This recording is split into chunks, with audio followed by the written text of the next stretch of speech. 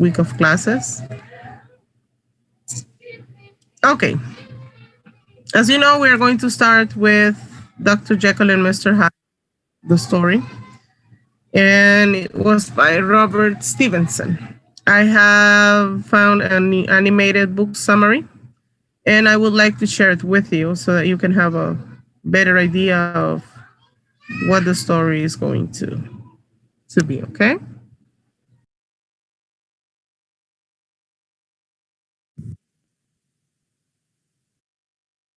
Mr. Utterson and Mr. Enfield are out for their usual Sunday walk in the park. These two men are distant relatives and have little in common.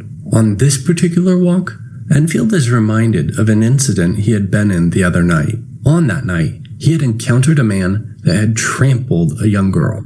A crowd quickly formed and they demanded the man pay compensation to the girl for her injuries. The man agreed and proceeded to enter the warehouse, then returned with 10 British pounds in coins and a cheque for £90, which was signed by a well-known London scientist. This deformed man turned out to be Mr. Hyde. In Chapter 2, Mr. Utterson goes home and looks at the will of a friend whose name is Dr. Jekyll. In this will, Dr. Jekyll is instructing Utterson to give his assets to a man named Mr. Hyde if Jekyll dies or disappears. Confused about what Jekyll's relationship is with Mr. Hyde, Utterson goes to Dr. Lanyon to figure it out. However, he learns that Lanyon and Jekyll haven't been talking due to Jekyll's research. That night, Utterson has a nightmare where he sees Mr. Hyde run over a child, and then in the next moment, he's at Jekyll's bed telling him to get up. This motivates Utterson to stake out the building where Enfield saw the girl get run over, in hopes that he'd run into Mr. Hyde. Mr. Utterson sees Mr. Hyde and asks to see his face. When Mr. Hyde complies, Utterson is horrified. At the end of the conversation, Mr. Hyde gives Utterson his personal address. This implies Hyde believes Jekyll will die soon,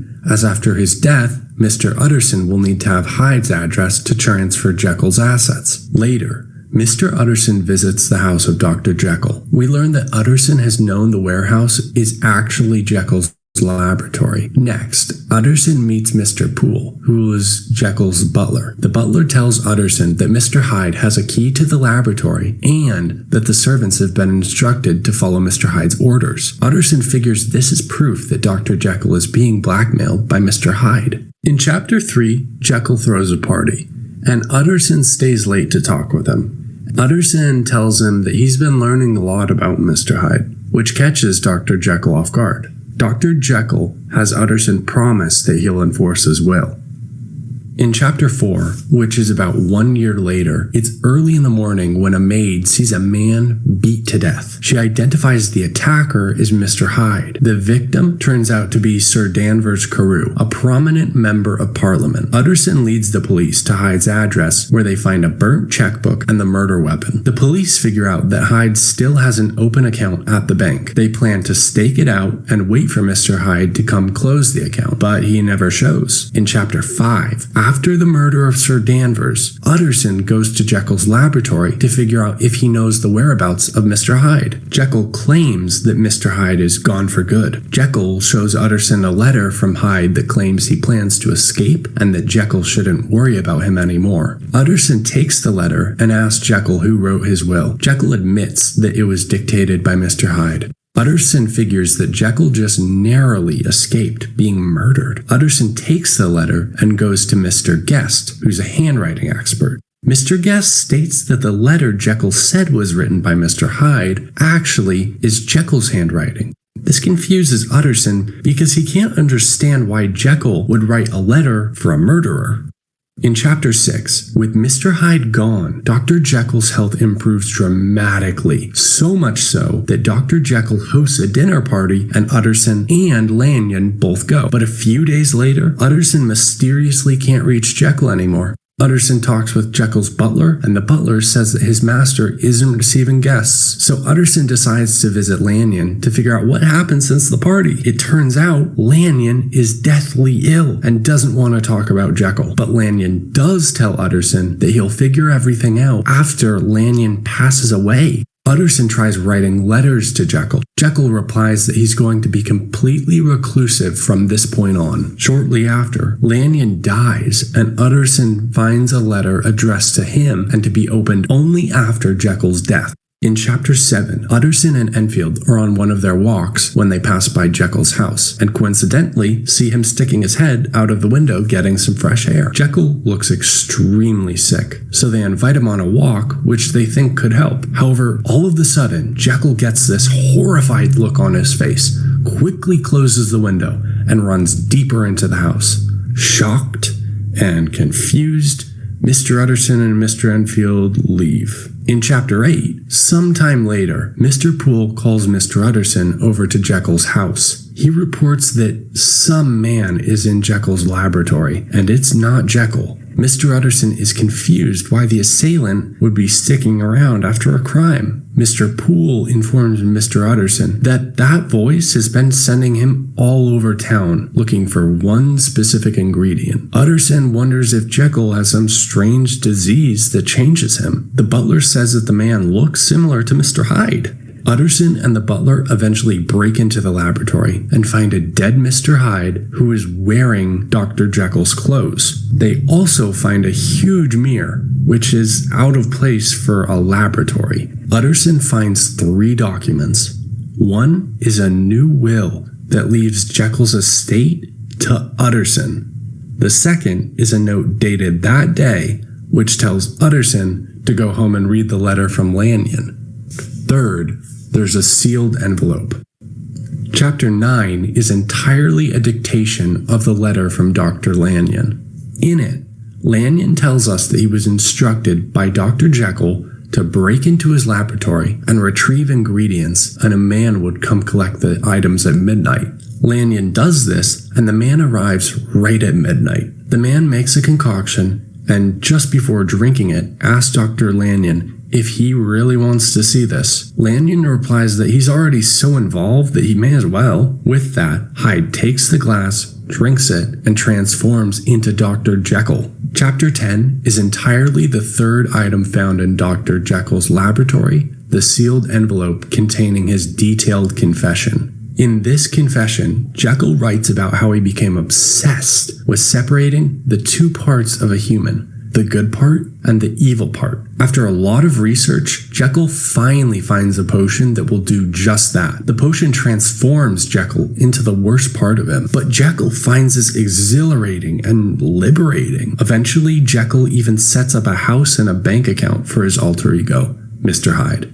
However, one night, Jekyll involuntarily transformed into Mr. Hyde during his sleep. This shocked and scared Dr. Jekyll, having to think about how he might permanently transform into Mr. Hyde. He planned to stop taking the potion. However, he slipped up one time, and the angry Mr. Hyde murdered Sir Danvers Carew. After that, Dr. Jekyll stops taking the potion completely. This is the point when Dr. Jekyll's health improved dramatically in Chapter 6. However, one day, Jekyll was bored and decided to dip into the dark nature that Mr. Hyde practiced. This caused Dr. Jekyll to transform into Mr. Hyde in broad daylight. At this point is when he asked Lanyon to break into his laboratory and bring him the ingredients he needed. After Dr. Jekyll got back to his house, he began sending Mr. Poole all over town.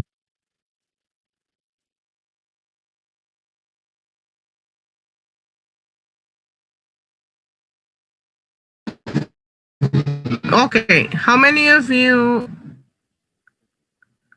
already read the story of Dr. Jekyll and Mr. Hyde at some point in your life?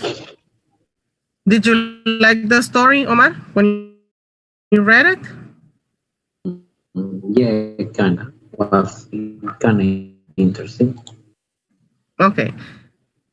This time, I would like for us to evaluate chapters 1, 2, and 3, okay, during this week, because we have to get ready for next week's exams, okay, the midterm tests.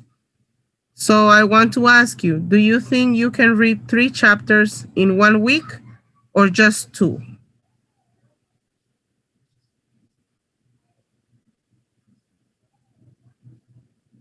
2, 3. Help me in the chat, please. Write if you agree with 2 or 3.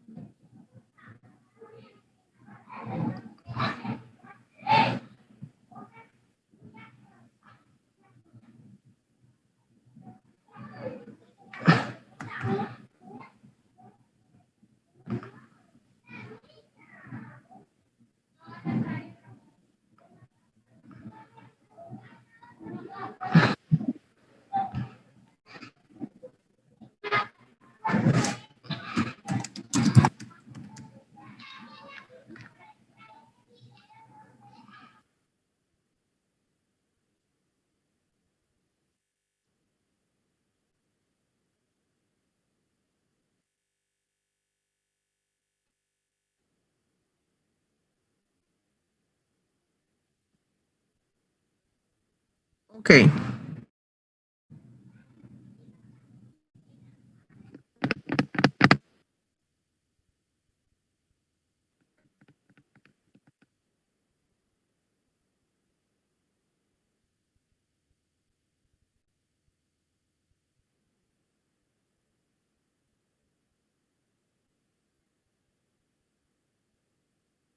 I have the answers here. 2, 3, it's okay. 3. Uno, dos. I agree with 3. 2. Okay.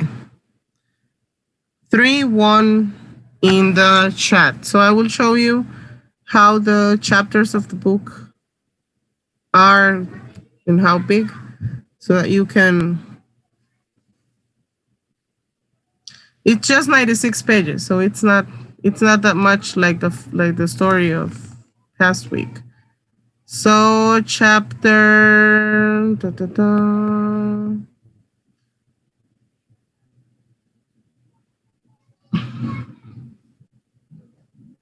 this is the second,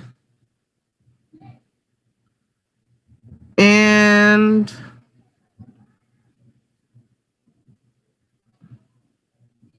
this is the third one.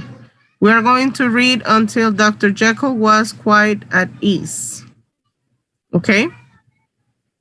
So how are we going to do that? Right now, you are going to log into Moodle.